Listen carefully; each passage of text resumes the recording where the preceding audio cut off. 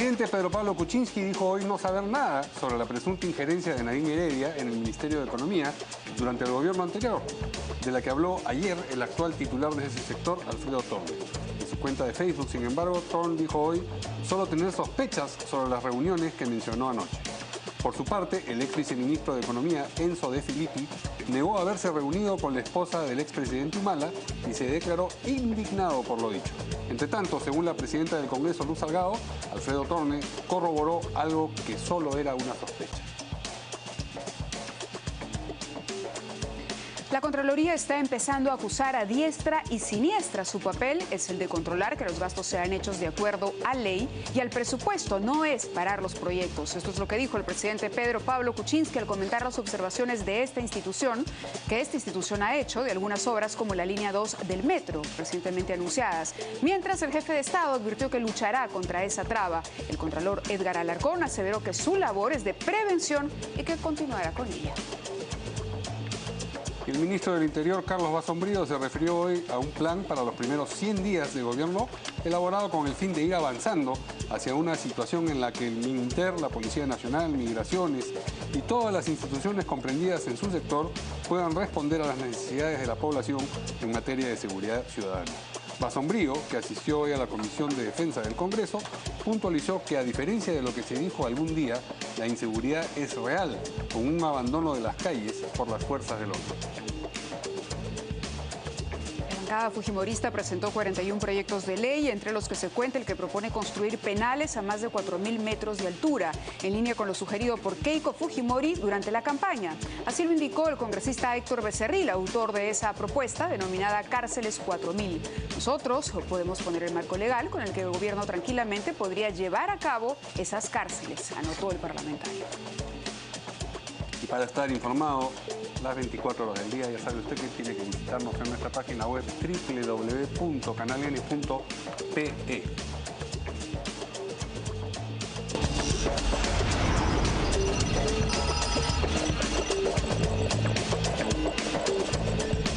Amigos, ¿cómo están? Buenas noches, bienvenidos a otra semana informativa aquí en Portada. Hoy nos acompaña Magda Huerta. ¿Cómo estás? ¿Cómo estás, Mario? Muy buenas noches con todos. También nos acompañan aquí en la mesa ya Carlos Brus, vocero de Peruanos por el Cambio, Rolando Reategui, congresista de Fuerza Popular. Bienvenidos. Buenas noches. Buenas noches. Y bueno, antes de abocarnos a los temas que hemos anotado en los titulares, queríamos comentar esta decisión de un juzgado que ha ordenado al Estado a entregar la píldora del día siguiente. Como recordarán, había una disposición del Tribunal Constitucional que impedía que se reparta esta píldora porque no se había descartado que no fuese abortiva y por lo tanto no podía considerarse dentro de una política de Estado, lo que implicaba repartirla gratuitamente en los centros de salud estatales. Sin embargo, el año 2014, una persona, la ciudadana Violeta Cristina Gómez y la ONG Pronsex presentaron una demanda pidiendo que el Poder Judicial reconsiderara esto y bueno, a partir de nuevas investigaciones, aparentemente el primer juzgado constitucional de Lima ha dictado una medida cautelar a favor de la entrega gratuita de este anticonceptivo oral de emergencia. Así están las cosas, el tema podría volver a llegar, sin embargo, al Tribunal Constitucional, porque acá hay un enfrentamiento más bien de corrientes conservadoras y no conservadoras respecto a lo que es el control de la natalidad. ¿Qué opinan nuestros invitados rápidamente? Bueno, sí, en efecto, el tribunal tuvo un fallo bastante peculiar, dijo que el Estado no lo podía repartir gratuitamente, pero los privados que quisieran comprarlas lo podían hacer, ¿no? Como diciendo, el que tiene plata la usa, el que no tiene plata no la usa. Ahora, aparentemente, se ha presentado nueva información científica que demuestra que esta píldora no es adoptiva, que actúa antes de la fecundación y que, por lo tanto, no existe ninguna razón por la cual el Estado no pueda repartirla, porque no hay ningún problema con la Constitución, ya que todo el efecto que tiene esta píldora es ante la fecundación. Si esa información científica es sólida, yo no veo cómo el tribunal vaya a revertir este fallo y que finalmente se dé la posibilidad a las mujeres que puedan usar esta píldora, y de eso sin duda va a ayudar para prevenir embarazos no deseados que siempre traen problemas de todo tipo y que va a permitirle a la mujer tener más control sobre su cuerpo, que me parece absolutamente normal, natural y tiene todo el derecho a hacerlo. ¿Qué dice el congresista Rolando Retty? Bueno, yo creo que en principio es una muy buena noticia. Conversando con la ministra de Salud, ¿no?, en la presentación en pleno, ella me contó que se ha leído más de 500 estudios de investigación serios en el mundo en la cual se demuestra que la píldora no es abortiva. Siendo esto así, creo que el primer juzgado constitucional ha declarado, de acuerdo a estos nuevos estudios que ha habido ahora en el mundo, que no es abortiva. Por lo tanto, creo que esto va a dar la posibilidad a que mujeres que han sido violadas, a gente que ha sido de alguna otra manera maltratada, pueda tomar estas pastillas para no tener un embarazo no deseado. Y creo que el dar gratuitamente en todos los hospitales o centros médicos o postas médicas del interior del país, sobre todo en los lugares mucho más pobres del país, donde que la incidencia por embarazos es muy alto, sobre todo en adolescentes, creo que es una excelente noticia que va a alegrar a todos los peruanos. Muy bien. Vamos ahora sí con las noticias que teníamos indicadas, y la primera de ellas tiene que ver con algo que dijo anoche aquí en Canal N el ministro de Economía, Thorne, a propósito de reuniones entre la antigua primera dama, la dama del gobierno anterior, la señora Nadine Heredia, y funcionarios del MEF, en, digamos, reuniones en las que se hablaba de materia sobre las políticas del Ministerio de Economía. Esto de acá, por supuesto, ha generado reacciones de parte, sobre todo, del viceministro de Economía de ese momento, Enzo De Filippi, quien niega haberse reunido con Nadine Heredia en su momento, y ha motivado también que luego Alfredo Thorne, desde su Facebook, desde su cuenta en Facebook, diga que él no tiene pruebas de lo que ocurrió, que él solamente tiene sospechas. Pero la verdad es que la manera como él enunció esto en la entrevista de ayer aquí en Canal N parecía indicar que estaba muy seguro de lo que decía. Creo que podemos empezar escuchando lo que dijo en esa entrevista el ministro. Y ella tuvo ¿cómo puedo decir?, la valentía de parar una serie de cosas al punto que ella no iba a las reuniones con Nadine Heredia. Entonces, ¿había reuniones con Nadine Heredia? Había reuniones con Nadine Heredia y ella había sido bloqueada de esas reuniones. O sea, ¿el ministro de Economía se reunía con Nadine Heredia? Bueno, sí, obviamente que se reunía con Nadine Heredia. Eso no es una... O sea, ¿Y su, otro viceministro? Y su otro viceministro. ¿Y a la viceministra que usted tiene la vetaron? La vetaron, sí. Y Nadine Heredia la vetó para las reuniones del MEF. ¿Quiere decir que Nadine Heredia manejaba cosas del MEF? ¿Decidía cosas del MEF? ¿Las coordinaba por lo menos? Lo que yo entiendo, o sea, no tengo ninguna foto de que esto pase. Claro, pero usted tiene información. Pero tiene información. Las sospechas de que sí, de que no solamente eso, sino que Nadine Heredia había puesto mucha gente dentro del MEF. O sea, gente... De su confianza, de la confianza de ella. De su confianza, efectivamente. Y que le rendía cuentas a ella. Las sospechas, si ustedes han escuchado bien, tienen que ver, y eso que las menciona después, con el hecho de que Nadine Heredia manejaba o hubiese podido manejar cosas dentro del MEF. Pero a propósito de las reuniones no dice nada de sospecha, lo afirma en modo indicativo.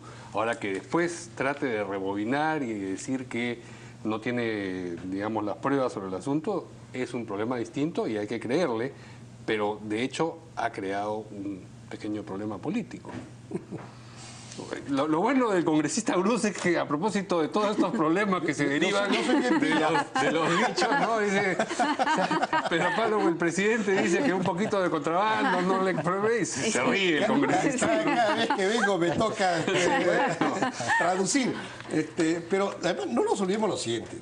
¿Se acuerdan ustedes cuando hubo el incidente con el primer ministro Villanueva, que tuvo que dejar el gabinete por el tema de que él anuncia que se está estudiando el sueldo mínimo y sale Nadine Heredia a decir que no se está estudiando? Totalmente. El ministro que respalda a Nadine Heredia Castilla, claro, era el ministro de Economía, claro, Castilla.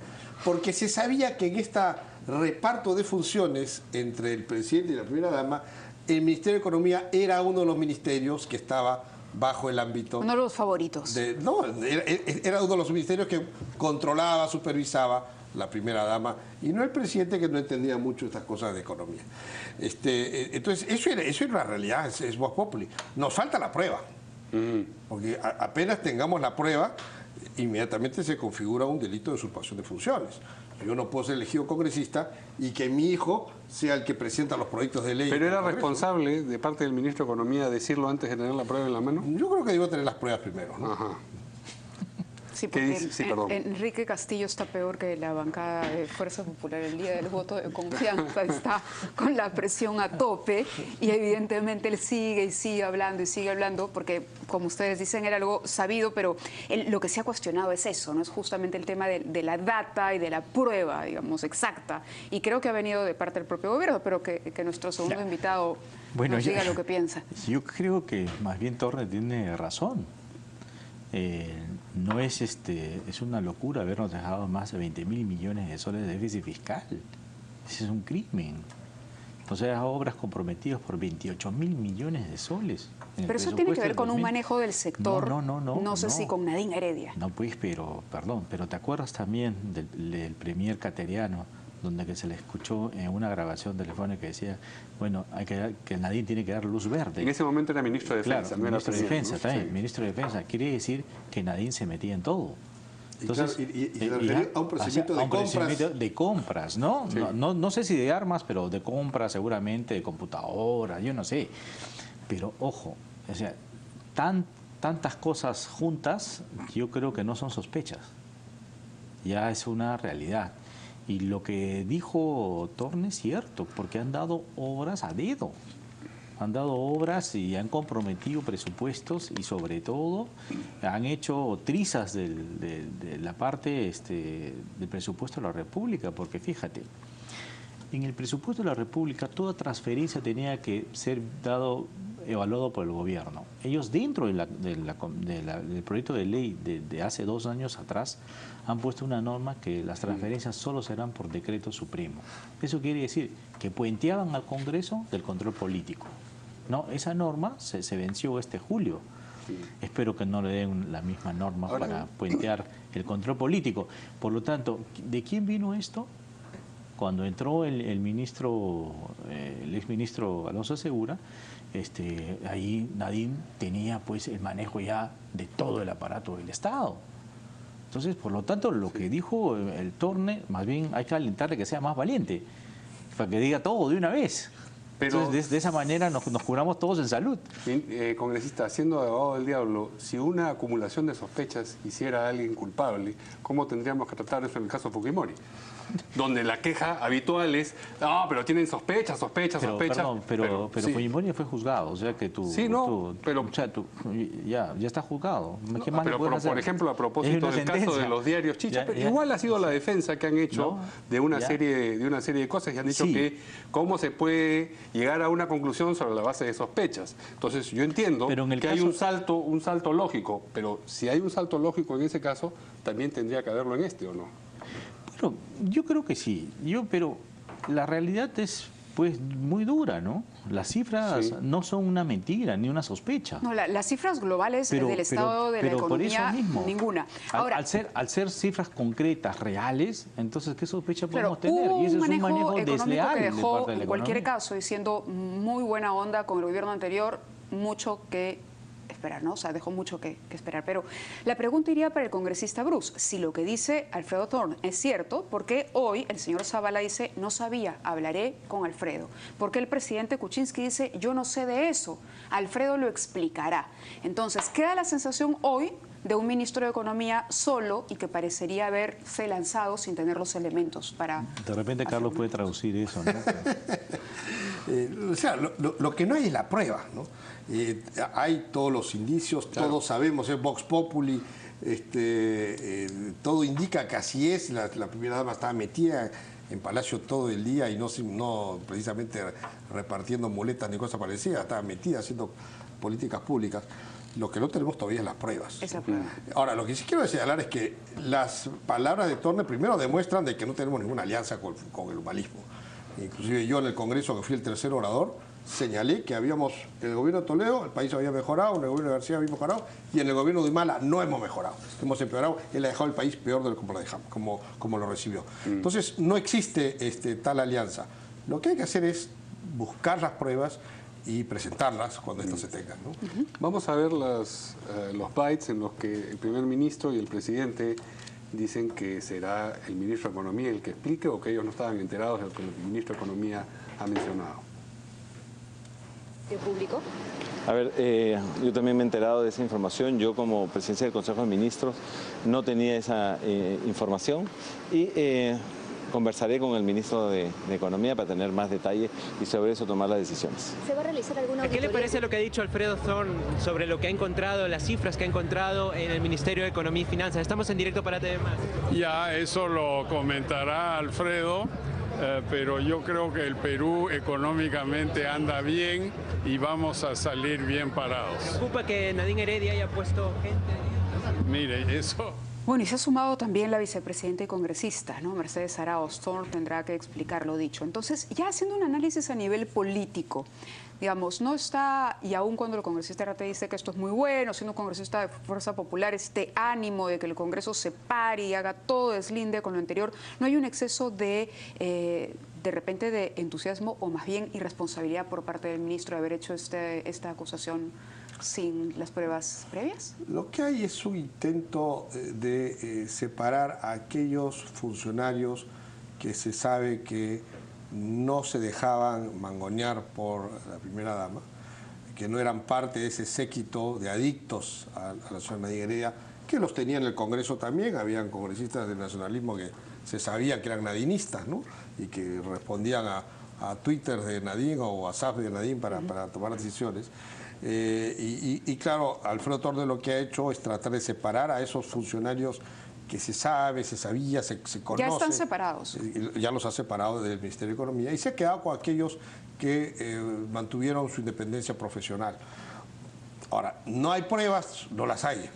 Pero ya están separados, sí, sin haber pruebas. Eso es lo que él ha dicho, que él ha separado de su cargo a aquellas personas que se sabía que no actuaban de manera independiente, y las ha separado porque sus decisiones no eran unas decisiones técnicas, sino más bien políticas que le hacían daños al país. Entonces las ha separado por esa razón. Esta intervención del ministro Thorne se produjo en un contexto en el que hablaban de la viceministra Polastri. Sí. Entonces él dijo, bueno, esta viceministra se opuso, paró varias cosas y la dejaron de llamar, de donde se infería que el otro viceministro, porque hay dos viceministros en Economía y Hacienda, sí estaría sometido pues a las instrucciones de la ex primera dama. Resentido por esto de aquí, resentido en el sentido no que está molesto, sino incómodo por esta sugerencia, el señor Enzo De Filippi, que es quien se desempeñaba como viceministro, ha salido a dar aclaraciones que vamos a compartir con ustedes.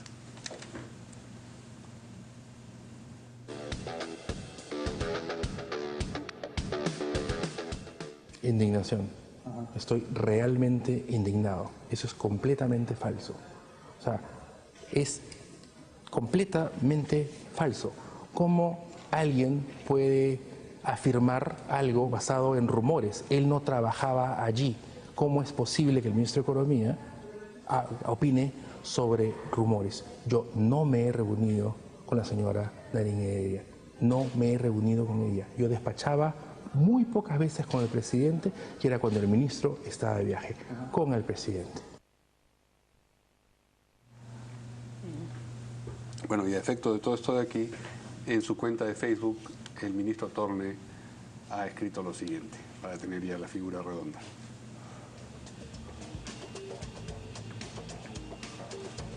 Como dije anoche en una entrevista con Enrique Castillo, yo solo tengo sospechas de las reuniones mencionadas y ratifico que no tengo prueba o evidencia. Si algún funcionario o exfuncionario se ha sentido ofendido, aludido, es la palabra que utiliza, se ha sentido aludido por mis palabras, no fue mi intención hacerlo, toda mi atención está dedicada a sacar adelante a nuestro país. Es como un pedido de disculpa, ¿no? Es. ¿Cómo? Es. ¿Cómo? Sí, ¿cómo? ¿No? Un pedido de disculpas. Sí. El problema es que con este presunto delito que se había cometido es que si hay una persona, un funcionario público que acepta que recibía instrucciones de la primera dama y las implementaba, también estaría en problemas, ¿no? Entonces aquí nadie se quiere autoinculpar, obviamente. Bueno, yo creo que en las 50 páginas que el Premier nos presentó en el Congreso de la República, no decía cómo te dejaba el Estado de la Nación. Es decir, tuvo la bancada de Fuerza Popular de requerirle al ministro que nos diga cómo nos dejan el país. Entonces, recién ahí Torne decidió hablar y hablar seguramente con la verdad, cómo están encontrando el gobierno. Y supuestamente, dada la relación, y nosotros le dijimos, es tu oportunidad de oro para decir cómo nos dejan el país, porque no es una cosa de mentir al país, tenemos que decir las cosas cómo está el país. Y si está como está, para hacer justamente las reformas que el Perú necesita para lograr realmente alcanzar otra vez el crecimiento económico. Correcto, pero entonces, aquí insisto en que García termina, perdóneme, le hago solo esta acotación y le dejo responder todo, y sé que de pronto está mal que lo interrumpa, pero Alan García dejó en su primer gobierno, cuando termina el primer gobierno, el país hecho un desastre, pero nadie hablaba de funcionarios que despacharan con Pilar Nores. Esa es la figura aquí, porque pudo haber sido un mal manejo económico del presidente y de sus ministros. Aquí se está yendo más allá, no se está hablando de temas globales o de cifras macroeconómicas, sino de una interferencia, de una probable usurpación de funciones. Bueno, a mí no me quepa ninguna duda que Nadine Heredia tenía una injerencia tremenda en el gobierno. No sé si a ustedes sí les quepa una duda.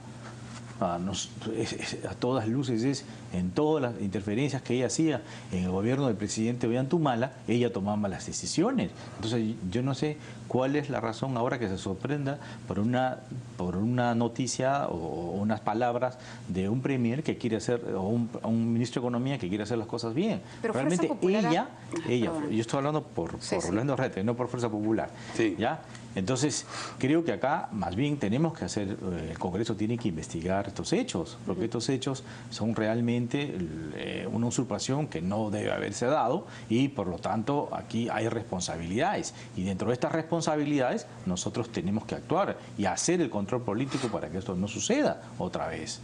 Así es que yo creo que las sospechas son fundadas. ¿Y va a haber una reacción desde el Congreso para investigar específicamente esto? Yo creo que sí, al menos... No lo han conversado todavía. No lo hemos conversado todavía porque nosotros actuamos en bloque, conversamos, discutimos, pero creo que es una excelente oportunidad de que esto se investigue, definitivamente, porque no puede quedar así.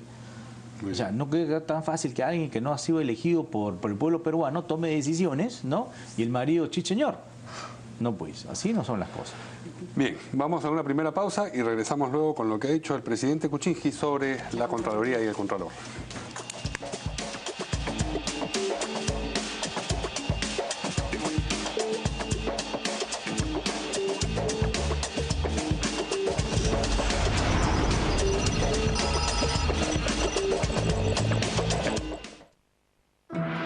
¿Dónde se ha metido el cuy mágico? Preguntarte más no debes. La respuesta aquí viene. El cuy viajó para prepararse, conocer nuevos mercados, hecho en China, le baja, aprender nuevas tecnologías. Wonderful. Para ayudar a los empresarios con sus planes, como Emilio Díaz, que le enseñó cómo modernizar su negocio. O a doña Esther, aconsejándole qué crédito le conviene para crecer. Y a los Palacios, diciéndoles cómo hacer operaciones sin dejar la chamba. La plata ahora, con consejos, llega. En tus planes de crecimiento, contigo, BCP.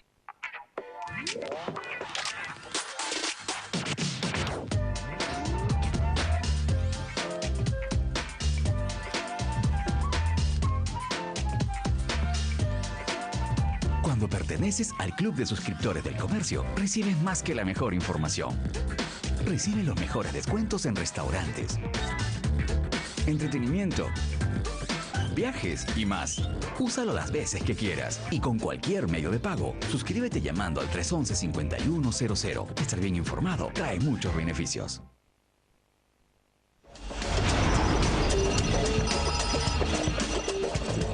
Muy bien. bien, como ya lo habíamos anunciado, tenemos que hablar ahora del rol que está desempeñando la Contraloría y las críticas que ha despertado por parte del presidente de la República. Él ha dicho que la Contraloría está empezando a acusar a diestra y siniestra, que su papel es controlar los hechos de acuerdo a ley y el presupuesto, no detener proyectos. Y por su parte, el Contralor ha salido a responder que él luchará, claro, que él seguirá con esta labor que considera preventiva, no la considera de bloqueo a los proyectos, sino de prevención, de revisar antes de que se cometa o de poner todos los candados para evitar que se cometa alguna irregularidad.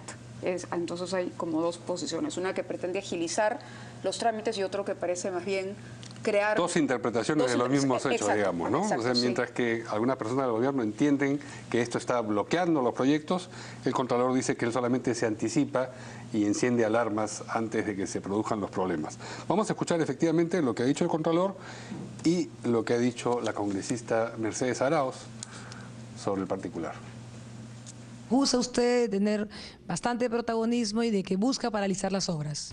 Definitivamente lo niego y lo niego categóricamente. Antes decían, la Contraloría llega tarde, no comunica, ahora estoy haciendo de repente cosas contrarias. Me estoy anticipando a los hechos, estoy llegando oportunamente y me dicen, soy el policía, soy el malo, soy el carcelero. Entonces, al final, ¿qué quieren? ¿Una Contraloría callada, sumisa, que no diga nada, que dejen pasar las cosas? No, señores, mi trabajo va a ser así como lo estoy haciendo y voy a seguir en la misma línea.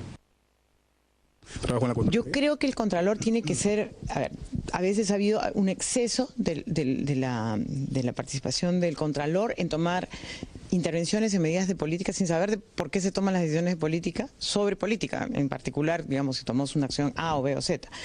Él tiene que acompañar que los procesos sean bajo ley, o sea, tiene que ser un actor que acompañe el proceso de adjudicación de programas, etcétera, que sean dentro del marco de la ley y que se cumplan los procesos adecuadamente. No puede ser juez y parte en muchas cosas o tomar una decisión de no acompañarnos durante el proceso y más bien juzgar al final, o acompañar el proceso y decir que todo está bien y después decir que está al contrario, y asustar al funcionario público en general. Hablo en general. Muy bien. Nuestros invitados. Bueno, yo creo que acá el control previo es importante.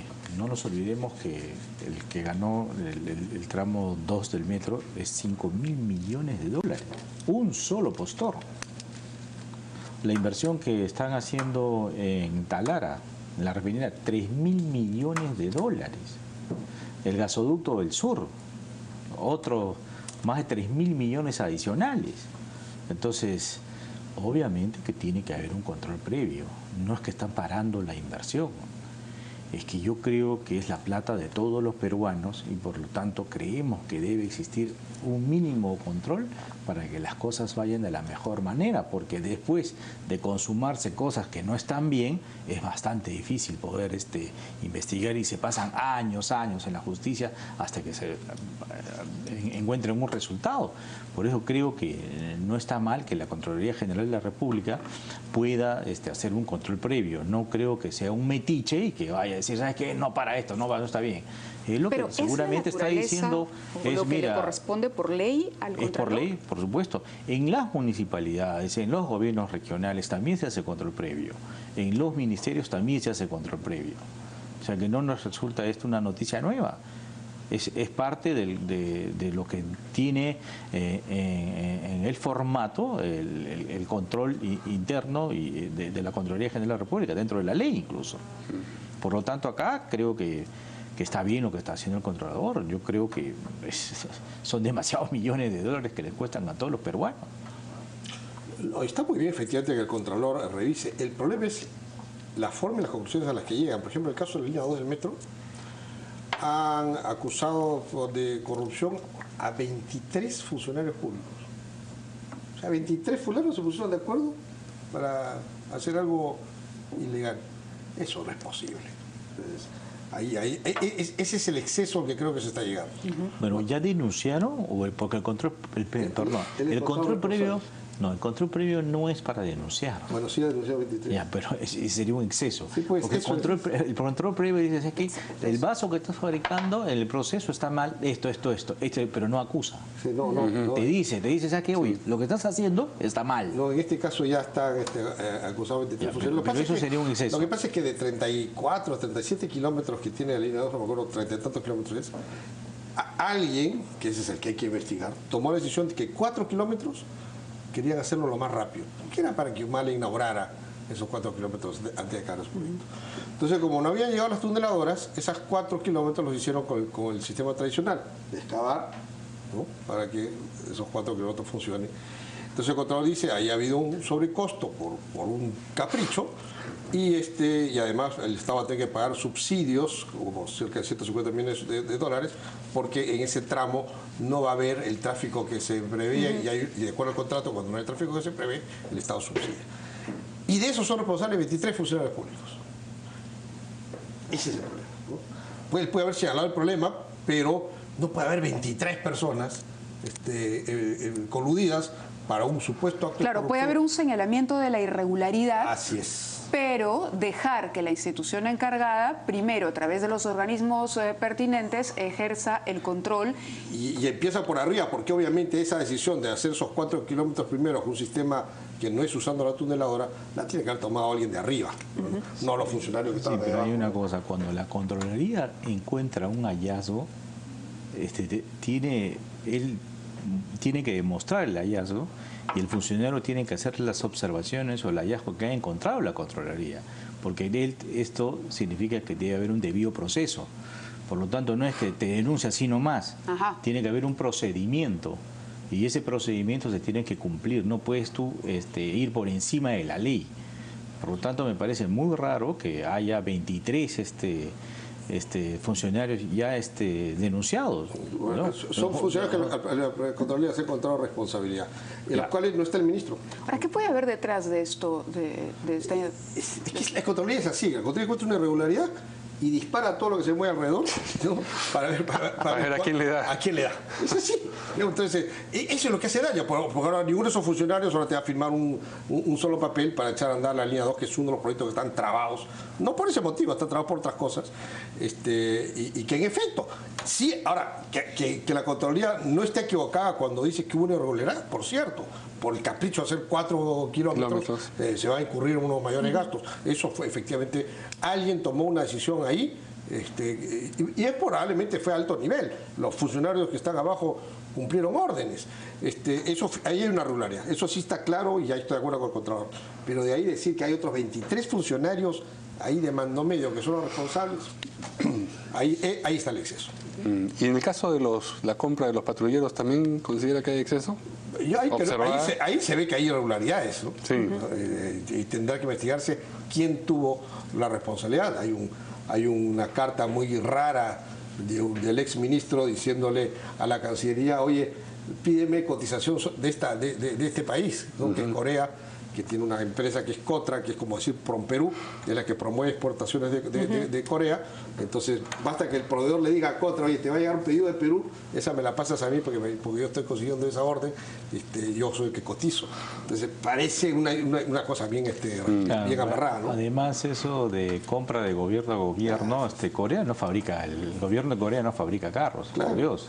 Son empresas privadas. Por lo tanto, son empresas privadas las que fabrican. Y al margen de esas irregularidades que puede detectar y que por supuesto todos aplaudimos, que es la labor y para algo existe la Contraloría, el hecho de que el Contralor haya propuesto ampliar o, imponer nuevos requisitos de manera que asegure la reducción de la corrupción. ¿Eso es un papel, es un rol del Contralor? Porque por ahí también se le ha hecho una crítica. Y creo que el criterio de Pedro Pablo Kuczynski ha sido más bien ese. Una columna hace poco en El Comercio que habló justamente del rol de la Contraloría, de que se consideraba que se estaba excediendo porque ya...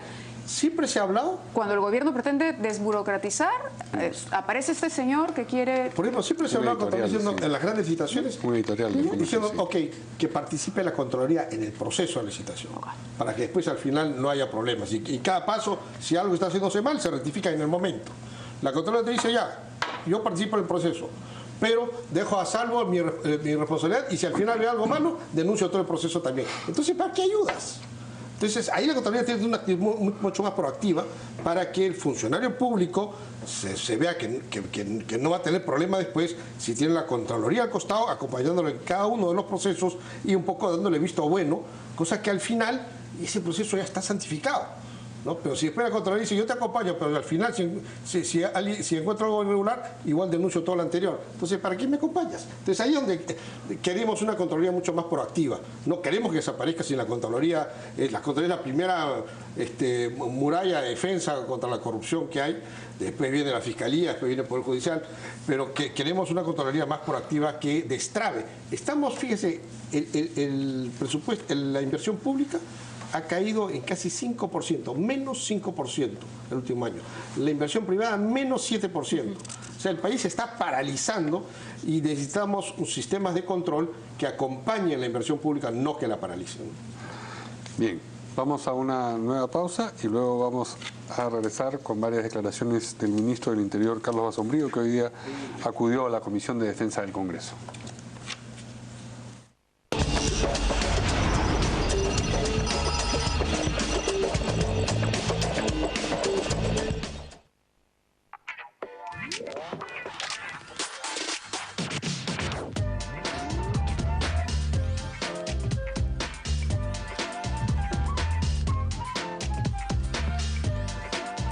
Cuando perteneces al Club de Suscriptores del Comercio, recibes más que la mejor información. Recibe los mejores descuentos en restaurantes, entretenimiento, viajes y más. Úsalo las veces que quieras y con cualquier medio de pago. Suscríbete llamando al 311-5100. Estar bien informado trae muchos beneficios. ¿Dónde se ha metido el cuy mágico? Preguntarte más no debes. La respuesta aquí viene. El cuy viajó para prepararse, conocer nuevos mercados, Hecho en China. Le baja. aprender nuevas tecnologías, Wonderful. para ayudar a los empresarios con sus planes, como Emilio Díaz, que le enseñó cómo modernizar su negocio, o a doña Esther, aconsejándole qué crédito le conviene para crecer, y a los Palacios, diciéndoles cómo hacer operaciones sin dejar la chamba. La plata ahora, con consejos, llega. En tus planes de crecimiento, contigo, BCP.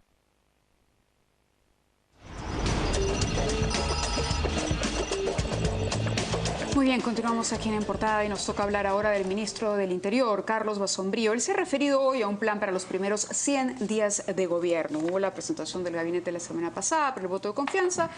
Ahora los ministros empiezan a detallar estos planes en cada uno de sus sectores.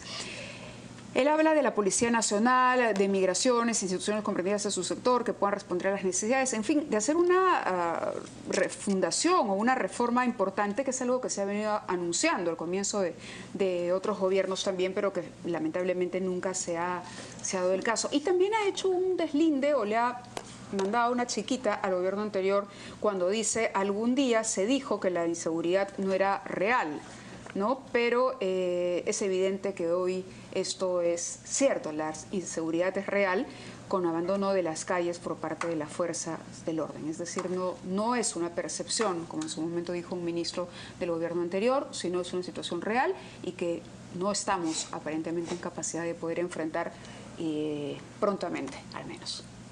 Así es. ¿Tenemos declaraciones del ministro? Sí. La magnitud que creo que hoy día enfrentamos en cuanto al problema de seguridad ciudadana y que viene acompañado en paralelo a un gran deterioro de la capacidad de respuesta del Estado. O sea, no solamente tenemos una situación más complicada por múltiples razones que he explicado algo ya en el Pleno, sino que tenemos instituciones del Estado que no han logrado adecuarse al cambio de la naturaleza de los problemas y que están en ese sentido mucho más débiles para enfrentar el problema. Entonces se produce ahí una brecha mucho mayor. Desde hace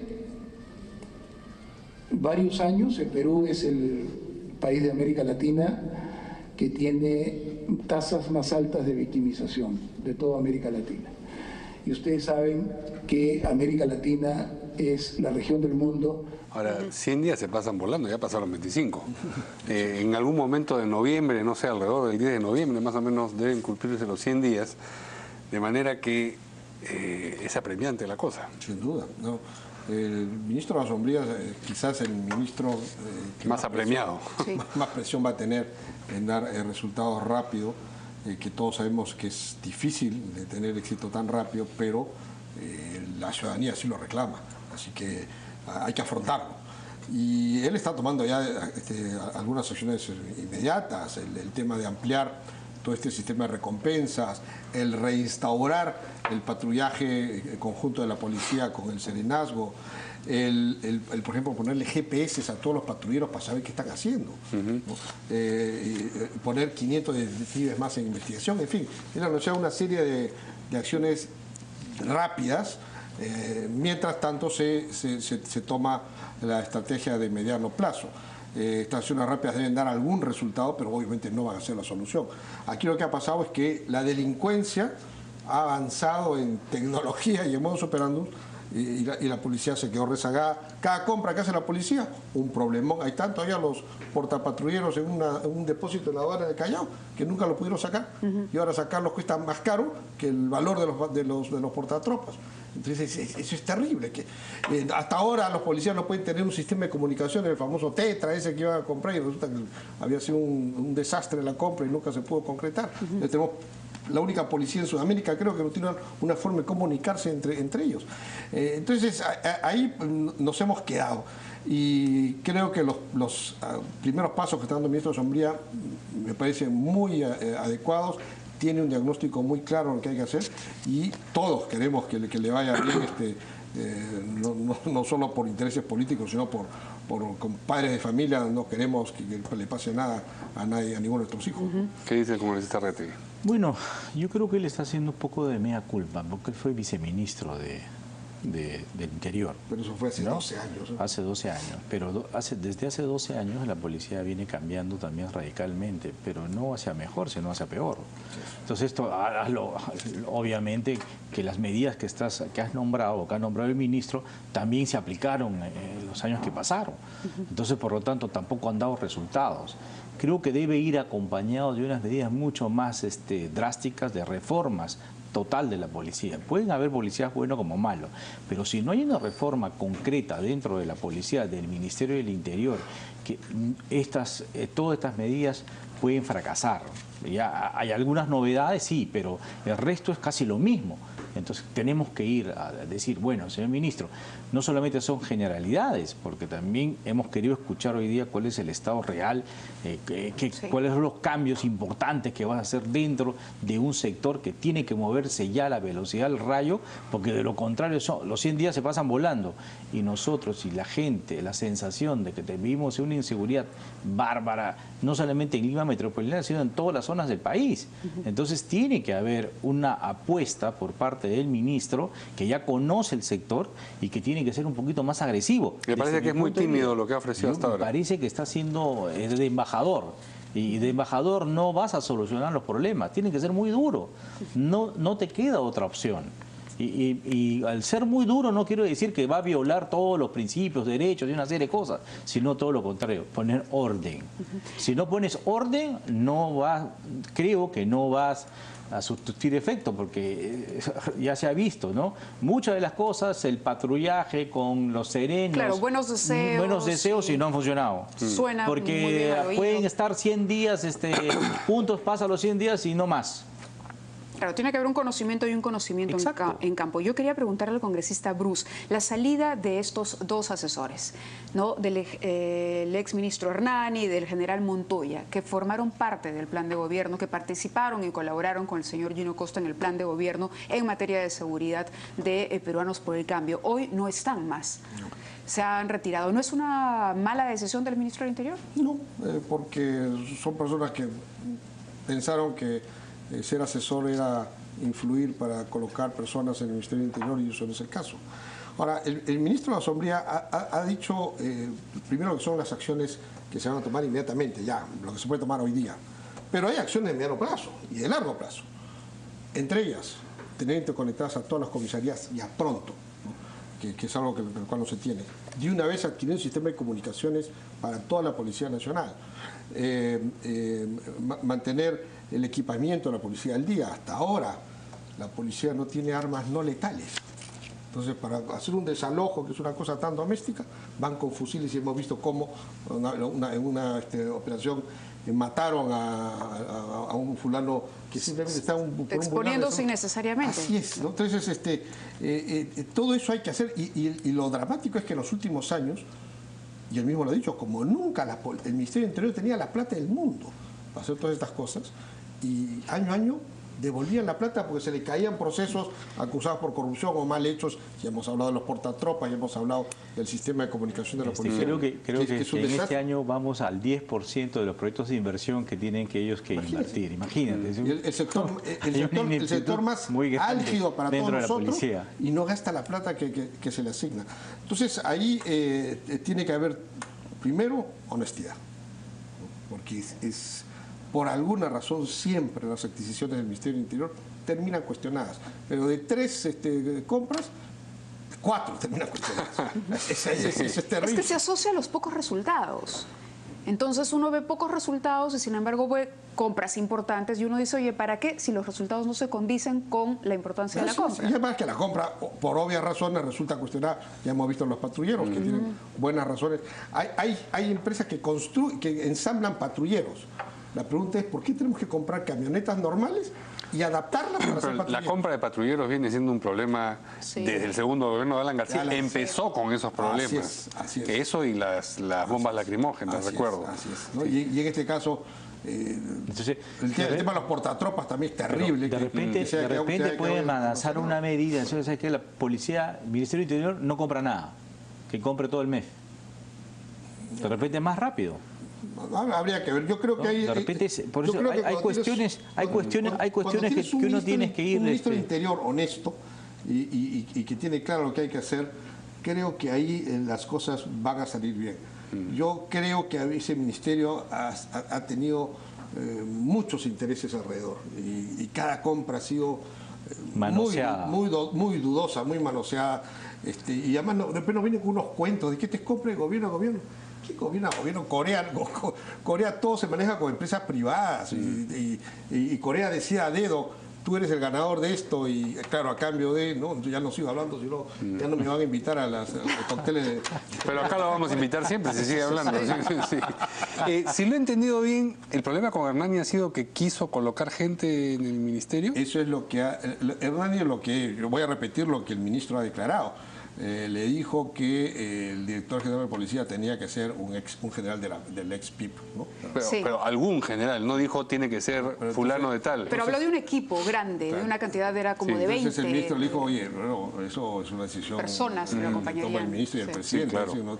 No, si no es así, yo no trabajo. Claro, me parece que la policía aún se rige por código, código único, código 2, bueno, creo que todavía no, son policías, den resultados. La gente quiere que el policía dé resultados. Fuerza Popular, a partir de la presentación de hoy, ya podría considerar un pedido, y a partir de lo que estamos tocando en esta mesa, podría ser consecuente con el pedido de facultades que hará en su momento el jefe del gabinete sobre seguridad ciudadana. Yo creo que hay que discutir, porque ahora escuchó a Lourdes Alcorta muy molesta con la presentación del ministro. De nuevo, ¿no? Se molestó con Basombrío. No, le duró 2 días la amistad. Sí, se molestó porque se molestó con la presidenta de la comisión, porque a la final dije, bueno, yo he hecho unas preguntas.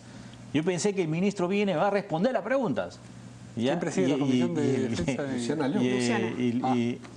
Y el ministro vino a dar un poco de generalidades, entonces ya se molestó y hubo un altercado, pero muy bajo, ¿no?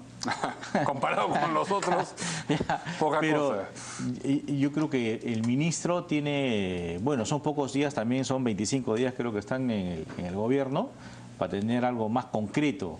Esperemos que en el transcurso de las semanas él nos muestre las facultades que quiere pedir en materia de seguridad, podamos nosotros entender cuál es realmente la política concreta que nos va a llevar a que el Perú disminuya sobre todo la inseguridad ciudadana que existe en el Perú, que haya la reforma también en en la fiscalía, en el Ministerio Público, en el Poder Judicial y también la participación de la ciudadanía. Sin esas son cuatro patas que tiene este sector, ¿no?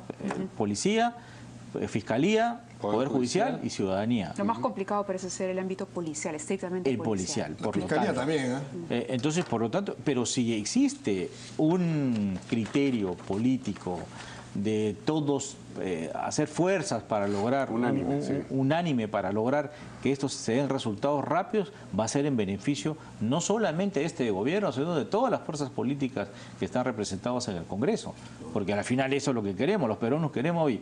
Ya, basta de inseguridad, basta de asesinatos, basta de feminicidio, basta de ¿cómo se llama? Matanza a los cambistas y una serie de detalles más que existe. Por lo tanto, yo creo que esta es una excelente oportunidad y yo creo que se puede hacer.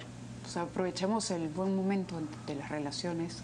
Tenemos que hacer, este tema se tiene que solucionar. No, de verdad, porque esto no ya va más allá de los partidos políticos. No se vaya a molestar de nuevo Lourdes Alcorta y no le conceden las facultades. Muy bien, vamos a una pausa porque Mávila tiene que correr al otro estudio y nosotros regresamos con los 41 proyectos de ley que ha presentado la bancada fujimorista. Muchas gracias. Muchas gracias.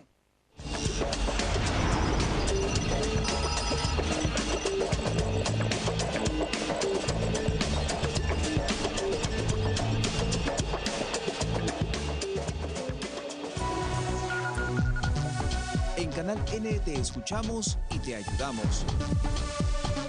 Ahora Alerta Noticias también vía WhatsApp. Cuéntanos lo que pasa.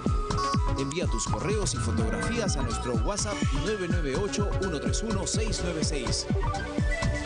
Canal N, todas las noticias siempre.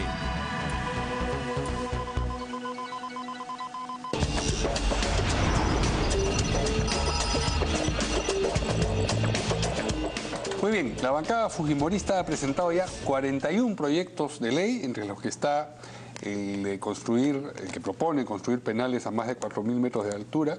Eso lo ha comentado el congresista Héctor Becerril, que es el autor de esa propuesta llamada Cárceles 4.000. Pero digamos, lo primero, antes de 4.000, 41 ya llama la atención. Esos 41 proyectos de ley los han conversado dentro de la bancada, entre los 73, a usted han pasado por sus manos. Sí, a ver. ¿Cuál es el método, la metodología que existe para esto? Sí. Los congresistas pueden tienen iniciativa, presentan proyectos de ley, no firman, cada 6 congresistas firman, el asesor de la bancada, los asesores estudian, pero esto se tiene que ir al debate dentro de la bancada, obviamente, ¿no? Dentro de estos proyectos hay 3 importantes: de la construcción de las cárceles a 4.000 metros de altura, que me parece un buen proyecto de ley, ¿no? El otro de la procuradora Vilcatoma, la procuraduría es autónomas, que también es importante debatirlo. Luego también de Miki Torres, que tributación cero, IGB justo para las MIPES.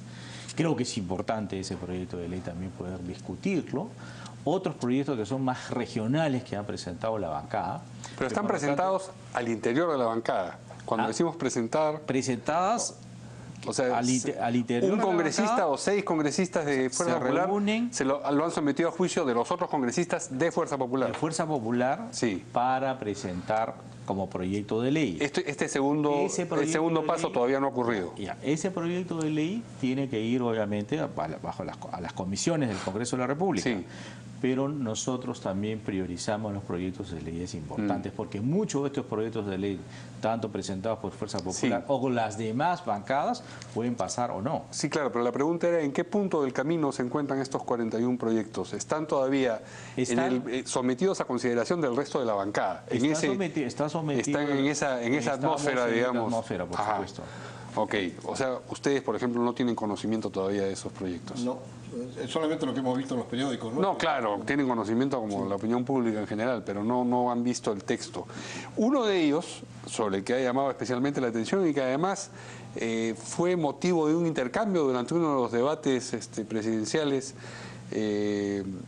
para la segunda vuelta, tiene que ver con la construcción de penales a más de 4.000 metros de altura.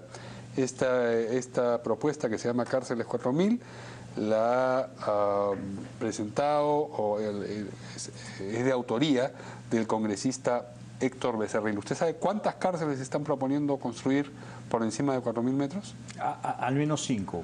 Al menos 5. Y la razón es, todas las cárceles de el Perú están al más del 170% sobrepobladas. Todas. No hay ninguna en la cual estén a su nivel de capacidad instalada, sino todas están por encima de la capacidad instalada que tienen. Por lo tanto, creo que este proyecto de ley es muy importante. Creo que el gobierno incluso lo debería de alguna otra manera tratar de también asumirla, porque es importante a los delincuentes más peligrosos, a que tienen estas bandas a los sicarios, a estas bandas de delincuentes que son muy peligrosas, tienen que ir este jefe a estas cárceles donde que están incluso fuera de las ciudades y de los pueblos. Sí, y estas 5... que los permita a esta gente aprender y sobre todo decir, bueno, van a estar en condiciones en la cual se les va a respetar todo, pero también es un castigo que te da la sociedad por haber hecho el daño a mucha gente, ¿no? Vamos a escuchar qué piensa el congresista sobre eso, pero un dato adicional, esos al menos 5 penales ya están ubicados también, o sea, quieren construirlos encima de determinada altura, pero ¿saben en qué lugares? No, por supuesto que no. No están todavía especificados. Es una propuesta lógica que ha dado Fuerza Popular y nosotros le implicamos que es importante, ¿no? Muy bien. Hay cosas que el Congreso puede hacer, hay cosas que el Congreso no puede hacer. Una de ellas es generar leyes que generen gasto. No tiene iniciativa de gasto. Entonces, esto de hacer penales a 4.000 metros, no sé cómo esté planteado, pero así como suena, es algo que no es constitucional, no podría pasar. Ahora, que un congresista que salió elegido, que digamos, no salió elegido su plan de gobierno para el Ejecutivo, pero que lo presentó en la campaña, tiene todo el derecho de aquellos aspectos de su plan de gobierno que puedan implementarse, plasmarle un proyecto de ley. Y en la medida que eso no afecta a la política general del gobierno, bienvenido. ¿Pero qué opinión tienen de la idea, de la iniciativa? Al margen de que no puede pasar, el Congreso no puede dar una ley de ese tipo, si es que es verdad que no se están violando tratados internacionales, muy bien. Porque hay algunas personas que dicen que esto ya está prohibido, ese tipo de cárceles, porque viola tratados internacionales de buen trato hacia los reos.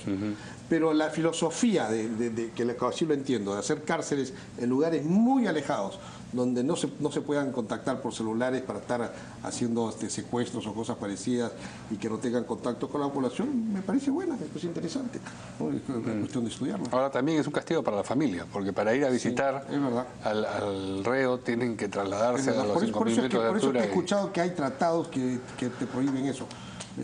Esa parte no la sé, pero si es que, eso se puede evitar, todos estos proyectos de ley que el Fuerza Popular está planteando, obviamente, no tienen iniciativa de gasto. Eso solamente está proponiendo al Ejecutivo, dentro del plan que tiene para poder construir más cárceles, porque el propio Basombrío dijo que se devolvió dinero para la construcción. Sí, pero un proyecto de ley no es una iniciativa que uno le pasa, le dice, oye, ¿por qué no hacen tal cosa? Sino es mandatorio un proyecto. No, porque puede ser un proyecto de necesidad pública. Hay leyes declarativas. Por supuesto. Que son saludables. Por supuesto, son declarativos. ¿Sería una ley declarativa esa? Puede ser, no conozco bien, pero sí se puede hacer. Pero lo que no se puede hacer es tú como congresista hacer un proyecto de ley que tenga iniciativa de gasto. Eso no está permitido. ¿Y este proyecto sí lo han debatido ya al interior de la bancada o no? Tampoco? Todavía no. Tampoco. Todavía no. Pero ningún proyecto de ley hasta ahora hemos debatido. Han presentado los congresistas como dice que hay que presentar. Estos va al Consejo Directivo, el Consejo Directivo deriva a la primera vicepresidencia, la vicepresidencia deriva a las comisiones respectivas. Pero en particular es la traducción de una iniciativa que estaba en el plan de gobierno para el Ejecutivo. Sí, obviamente que lo tenemos que debatir dentro de la bancada. Se tiene que debatir definitivamente. No, lo que le decía, claro que lo tienen que debatir, pero en particular tiene origen en el plan de gobierno de Fuerza Popular. Por supuesto que sí, por supuesto que sí. Es una buena idea, una buena iniciativa y creo que debería el gobierno hacer suya. Pero no es el caso de las 41, bueno, no lo sabe porque no sabe exactamente cuáles son. No lo sé. Hay de uno obviamente. y de otro. Desconozco muchas de ellas. De las incluso, dos cosechas hay. Claro, sí. Claro, desconozco muchas de ellas. Muy bien, yo les agradezco mucho su presencia aquí esta noche a nuestros dos invitados, los congresistas Carlos Brus y Rolando Rategui, y nosotros nos vemos mañana aquí nuevamente en Portada. Buenas noches.